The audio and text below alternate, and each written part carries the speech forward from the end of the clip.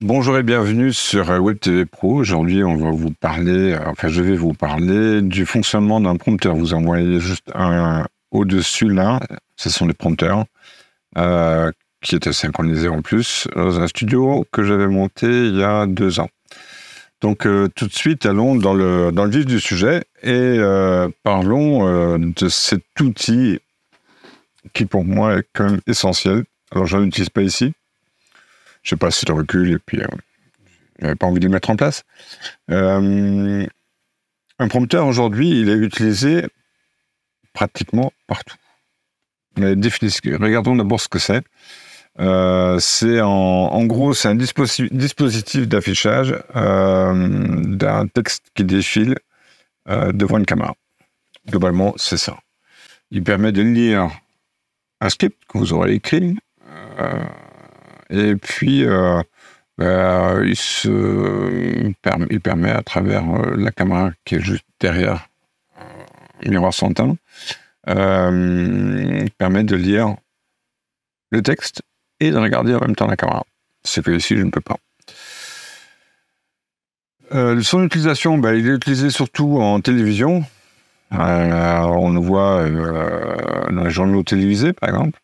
Bon, on ne voit pas l'appareil, mais il est quand même souvent utilisé. Et puis, on le voit aussi dans des émissions, une que j'aime bien citer en référence, c'est Quotidien sur TMC. On voit dans les images grand angle, on voit les prompteurs de l'animateur, et c'est plutôt efficace comme outil parce que finalement, il garde bien le contact. On va se demander évidemment comment il fait pour être naturel. Mais bon, je vous donnerai quelques trucs peut-être tout à l'heure.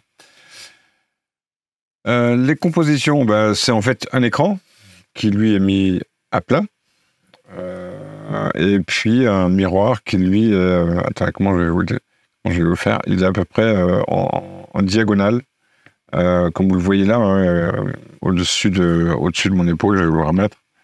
Vous voyez, c'est un angle que vous avez là qui permet de refléter directement le texte qui défile en bas et puis avoir la caméra derrière.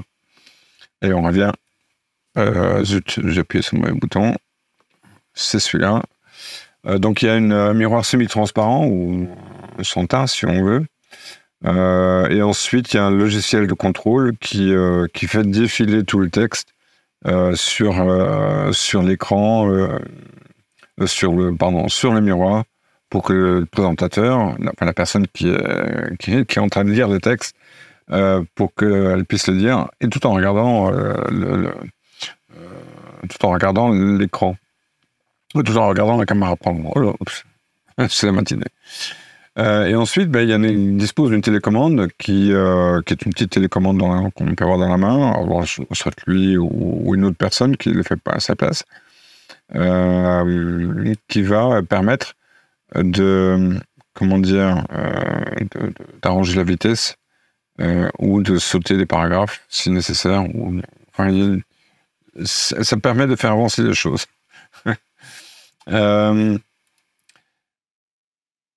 Ensuite, le principe du fonctionnement, en fait, donc il y a l'affichage de texte, il y a la réflexion, et puis il y a la lecture,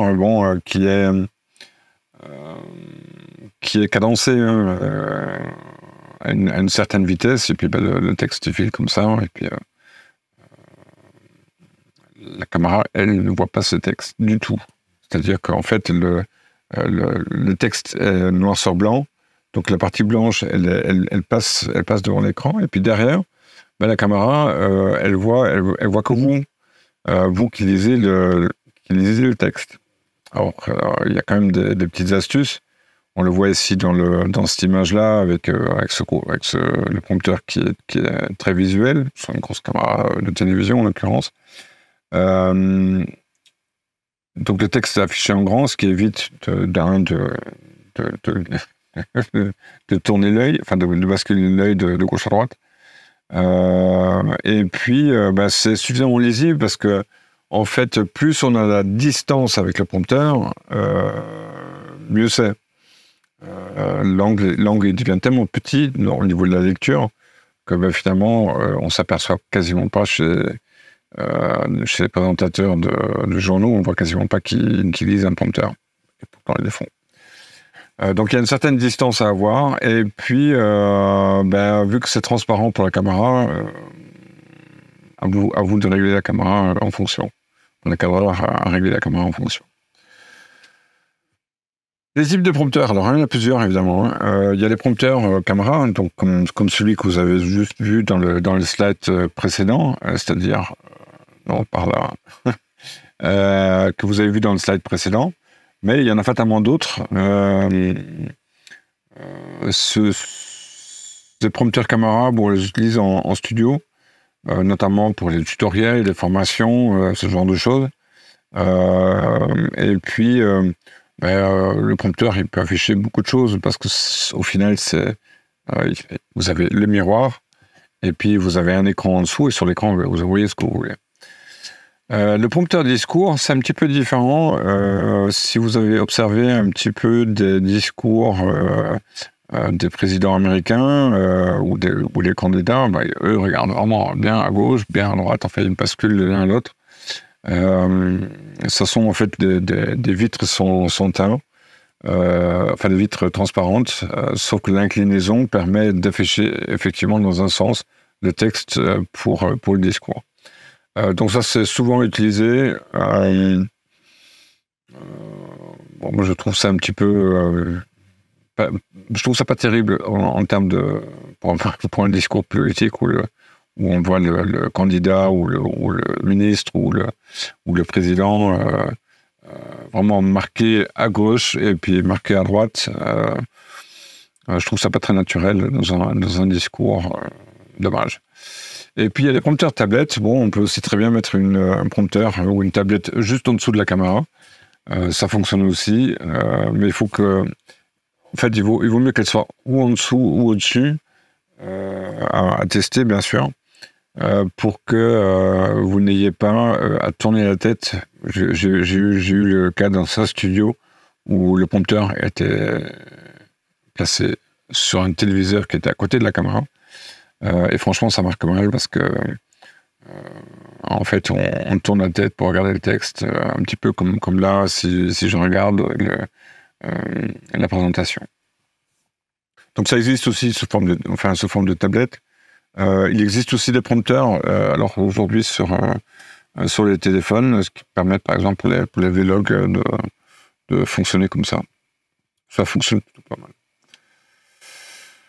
Le rôle des miroirs transparents, évidemment, c'est d'un côté faire de la réflexion du texte et d'être transparent pour la caméra, c'est-à-dire la caméra ne voit pas du tout le texte et on a créé donc une certaine illusion optique qui permet à la caméra de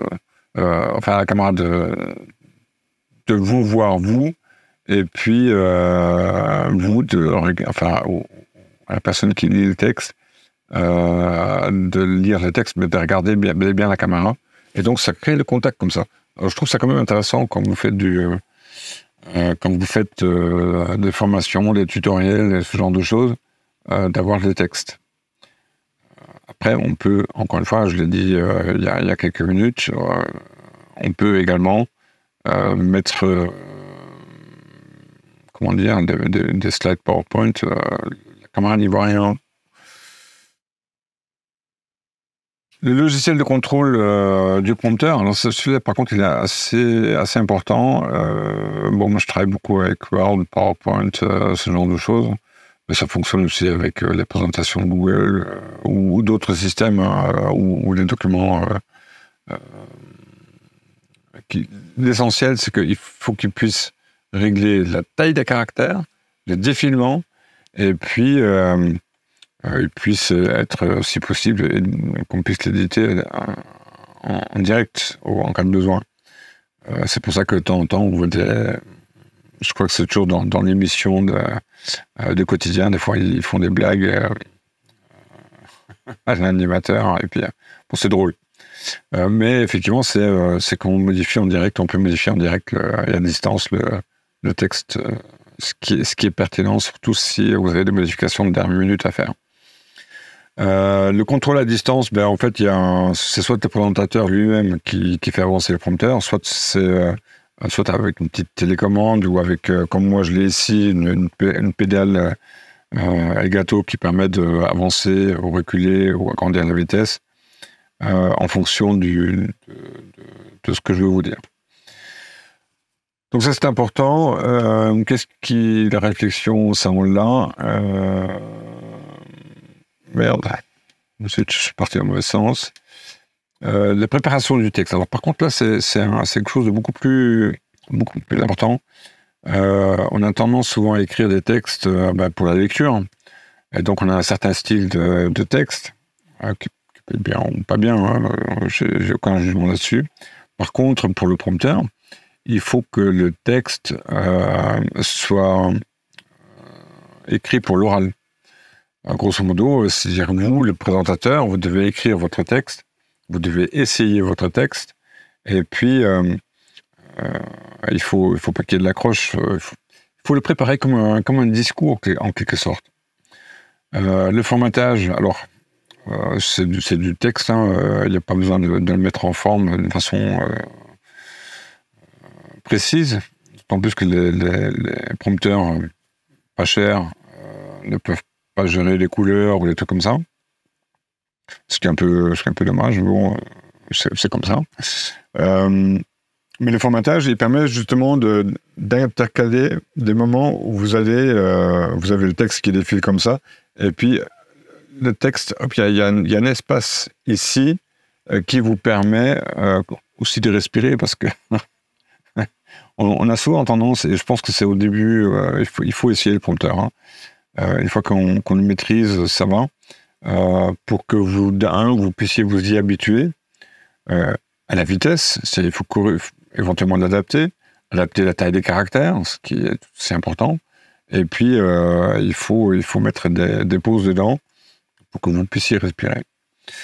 Donc la présentation du texte, faites des paragraphes pas trop longs, c'est ce que je vous conseille, histoire que vous puissiez respirer et que ça a l'air un petit peu naturel et que vous ne soyez pas sous pression, parce que ça sert à rien.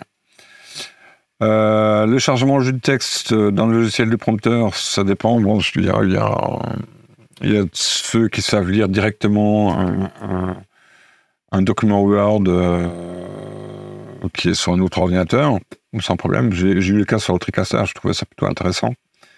Mais sinon, vous devez importer effectivement ces textes bruts dans votre logiciel de prompteur, et puis après, il faut répéter, il faut faire tourner la machine pour que vous puissiez vous approprier du texte, ce qui est très important. Donc, n'hésitez pas à répéter et corriger éventuellement les mots où ça passerait vraiment pas. Donc, il y a toute cette répétition est indispensable. L'importance de la taille des caractères, oui, alors là, il faut que ce soit lisible. Hein. Vous avez, à peu près, je vais vous montrer l'exemple ici. Donc je vais mettre là comme ça. Ici, la personne, elle était à peu près à 2 mètres du prompteur. Donc il fallait qu'elle puisse lire. Bon, il se trouve que cette jeune femme, elle avait des problèmes de yeux, mais elle ne voulait pas mettre les lunettes. Ce qui est bien dommage, mais bon, c'était comme ça. Il faut donc une certaine distance. Donc, il faut que la taille des caractères du prompteur soit suffisamment grande pour que il n'y ait pas de problème de lecture. Et puis, cette taille, elle va générer aussi, elle va influencer un petit peu la vitesse de défilement. Donc, il faut remettre en place ce rythme, et il faut que vous soyez confortable. Parce que quand vous lisez un texte, vous êtes concentré sur le texte, là, vous avez quand même plusieurs choses à faire. Là, il faut avoir un certain jeu d'acteur, et puis il faut que vous soyez à l'aise avec, tant au niveau respiration, tant au niveau vitesse la vitesse de langage. Il faut qu'elle vous corresponde, sinon il y aura une différence le jour où où les spectateurs vous rencontrent, c'est pas bon, quoi. Donc ça, c'est important. Donc chaque présentateur a un petit peu sa façon de faire, mais globalement, c'est la règle. Il faut répéter le texte entre un présentateur et un autre. Il doit être réadapté fatalement. On a tous un vocabulaire différent. Moi, peut-être encore plus que d'autres. Moi, je parle 3 langues couramment. Donc, le français n'est pas ma langue maternelle. Donc, bref, c'est vraiment une personnalisation à voir. Je prends le cas aussi, par exemple, pour les textes techniques. Si la personne ne connaît pas son texte ou ne connaît pas le sujet, il risque d'avoir des blocages, de points de blocage. Donc, faire attention à ça. Il faut de la répétition et puis, le cas échéant, il faut éditer ou corriger le texte. Contrôle de vitesse, ben là, je radote un petit peu, mais il faut que vous puissiez l'ajuster. Alors, soit vous le faites d'une façon bloquée, c'est-à-dire que la vitesse de défilement est toujours la même, et puis vous intercalez des espaces où vous pouvez respirer et puis faire entre guillemets une pause. Soit ça peut se faire justement en direct. Alors là, vous avez quelqu'un qui derrière l'ajuste, le corrige.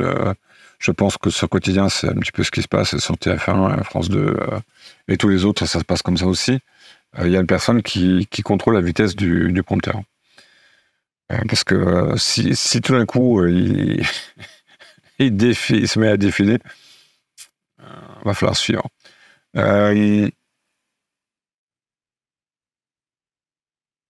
Une certaine synchronisation, peut-être aussi, qu'il faut réfléchir suivant le type d'émission que vous faites. Si vous avez besoin de synchroniser un texte pour s'adapter un peu mieux au public, il faut pouvoir le faire. Et ensuite, automatiser. Ouais, alors, des systèmes d'automatiser, on peut imaginer, par exemple, d'automatiser en fonction des mots qui sont prononcés, de faire un arrêt, de changer d'écran, de lancer un reportage, etc. J'ai expérimenté ça sur TriCaster Mini, où il y avait un prompteur dedans, et effectivement, il était programmable. C'est-à-dire qu'on pouvait très bien dire, tiens, telle ligne, tel mot, je veux que tu changes tu changes d'écran. Bon, il faut le dire évidemment aussi tu changes de caméra. Il faut aussi le dire évidemment au présentateur, parce que donc on peut l'afficher, ce genre de choses, on peut aussi l'afficher. Tiens, regarde l'écran par là. Yes. L'utilisation du prompteur, bon, je l'ai dit, c'est le journal télévisé, quasiment tous le font. Rares sont ceux qui n'utilisent pas de prompteur. Je crois qu'il y en a un qui le faisait pas, c'est Jean-Pierre Pernaut sur TF1. Mais bon, quasiment tous l'utilisent. Des émissions en direct, évidemment. Là, ça peut aussi être utile pour relancer, par exemple, une interview, ce genre de choses. Donc, ça peut être pas mal. Ou pour envoyer des messages au présentateur. Tiens, on va lancer tel reportage dans 2, 3, 4, 5 secondes, etc. J'en ai vu aussi même des chanteurs qui utilisaient, quand ils avaient un gros répertoire, utilisaient également un prompteur pour se rappeler le texte de la musique. Là, effectivement, il y avait un prompteur derrière, enfin, quelqu'un qui commandait le prompteur derrière. Les prompteurs pour les discours politiques, ça vous en avez vu, c'est le contact visuel, c'est garder le contact, mais ça reste quand même pas très naturel dans un discours quand on va lancer comme ça pour dire prompteur, et puis tout d'un coup vous la lancez comme ça. Je trouve ça pas très naturel. Mais bon, c'est une aide pour eux aussi. L'avantage pour le présentateur, c'est la confiance en soi, c'est le naturel, c'est la précision. Quand vous devez absolument lire un texte précis, le prompteur, des fois, les textes sont tellement longs. J'ai eu le cas avec un copain qui devait faire une formation sur le QHSE. Bon, c'était des textes très techniques, c'était très précis au niveau juridique. Bon, on s'y est repris à plusieurs fois. Hein. Défis d'utilisation. Alors, les défis, c'est être dépendant. C'est-à-dire qu'on devient vite adepte du prompteur. Je l'ai été aussi, mais je trouve que finalement, rester naturel, il n'y a rien de tel pour créer un contact et ça reste une certaine spontanéité. Et si je fais des erreurs ou des bafouilles, vous m'en tiendrez, je pense, j'espère, par rigueur. En tous les cas, c'est une adaptation nécessaire, ça a un coût. Un prompteur, un petit prompteur, vous en trouvez sur Amazon à une centaine d'euros.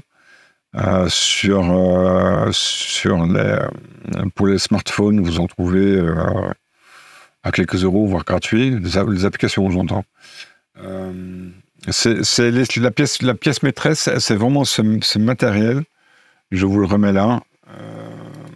Ce matériel, c'est-à-dire ce miroir sans teint et le support pour la tablette qui va vous permettre de lire votre texte, de diffuser votre texte dessus. Allez, on passe à la suivante. L'évolution des prompteurs, bon, ça existe depuis longtemps. C'est, je pense, rentré dans les années 90. Ça s'est vraiment développé avec les prompteurs numériques. Et puis, après, sur les smartphones également. Bon, c'est franchement un bel outil qui a encore des évolutions probables. Pour les prompteurs portables ou mobiles, ben, vous en avez pour tablette, vous en avez pour smartphone, vous en avez aussi dans le cloud. Et puis ceux-là, ils permettent aussi de faire le contrôle à distance. Donc, tout est à l'intérieur. Alors souvent, on a des petites télécommandes. Bon, moi perso, c'est Stream Deck. Mais avec un logiciel qui s'appelle Central Control, qui contient aussi un prompteur et qui permet aussi de faire la programmation. Mais bon, le contrôle à distance, c'est souvent aussi des petites télécommandes, un petit peu comme celle-ci. Là, c'est une petite Logitech, bon, qui est pour le PowerPoint. Mais il y a des petites télécommandes qui, alors j'ai plus leur nom en tête, mais qui sont spécialisées sur le prompteur. D'ailleurs, quand vous en achetez un, en général, il y a une petite télécommande avec qui relie, qui permet d'être branché sur une application par le constructeur, qui est souvent gratuite, mais bon, qui est aussi quand même assez rudimentaire en général. Donc, on les voit dans les studios de télévision, dans les salles de conférence, dans les créateurs de contenu l'utilisent aussi beaucoup, les concerts pour certains, où c'est quand même très répandu. Franchement, c'est une aide. Ne vous en privez pas si vous pouvez en avoir un. Exercez-vous avec, et puis une fois que vous aurez compris le bon usage du prompteur, vous aurez tout gagné. Les compétences nécessaires pour pouvoir lire, enfin pour pouvoir utiliser un prompteur, il faut avoir une lecture fluide, faut avoir une expression faciale. Moi, je bouge beaucoup mes sourcils, j'ai un petit peu d'expression, pas beaucoup, mais j'en ai quand même. Et puis, faut savoir un petit peu s'adapter pour pouvoir d'un côté lire et de l'autre côté avoir aussi une certaine présence scénique, si je puis dire ça comme ça. Donc c'est un exercice. Franchement, ça s'apprend. Il n'y a pas de mal à ça. Franchement, c'est pratique. L'impact sur le prompteur au niveau communication, alors c'est la précision du message qui est très élevée, franchement. Le contact visuel, franchement, il est également très bon. Et puis, il assure une certaine fluidité du discours. Bon, la spontanéité, par contre, elle est réduite, ce qui est un petit peu dommage à travailler. Mais ça se travaille aussi, c'est les cours de théâtre, par exemple. Si vous vous souvenez un petit peu du théâtre, à l'époque, il y avait des souffleurs qui étaient juste en bas au plancher de la pièce de théâtre. Et puis, quand les acteurs ils avaient un trou, le souffleur était là pour les secourir. Aujourd'hui, on peut utiliser les prompteurs également, et ça se voit pratiquement. L'avenir des prompteurs, c'est la réalité augmentée, ouais, si on veut. C'est l'intelligence artificielle, oui, probablement. C'est l'interaction vocale. Oui, peut-être. L'interaction vocale, dans le sens où peut-être que le prompteur peut reconnaître notre voix, notre texte, et s'adapter en fonction de celui-ci. À voir. Miniaturisation, oui, c'est déjà en cours. Le prompteur que je vous ai montré là, il est assez grand, assez lourd pour le trépied. Mais j'en ai un petit ici, qui prend aussi de l'espace quand même, mine de rien. Ça a coûté une centaine d'euros. Mais bon, franchement, c'est intéressant. Voilà, c'est tout ce que j'avais à vous proposer aujourd'hui. Le prompteur, bon, c'est quand même plus de 25 minutes sur le prompteur, c'est quand même déjà pas mal.